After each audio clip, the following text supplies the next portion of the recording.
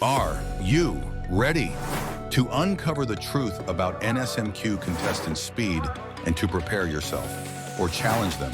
Just look at this. Isotope has a half-life of 2.3 minutes. How long does it take for 24 grams? Yes, Sylvester? Okay, I have 9.2 minutes. Yes.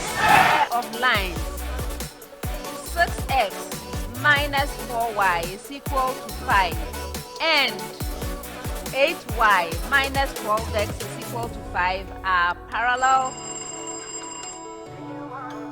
Eliason? They are parallel. Yes.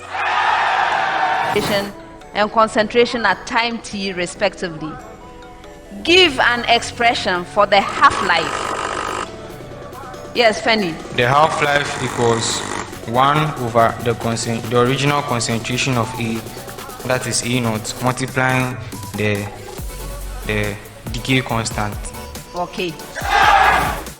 They all just do it the same way. Want to find out? Just relax, the secret is simple. Here in this channel, I'll teach you to master these tricks. Subscribe now and let's make speed and accuracy your superpower.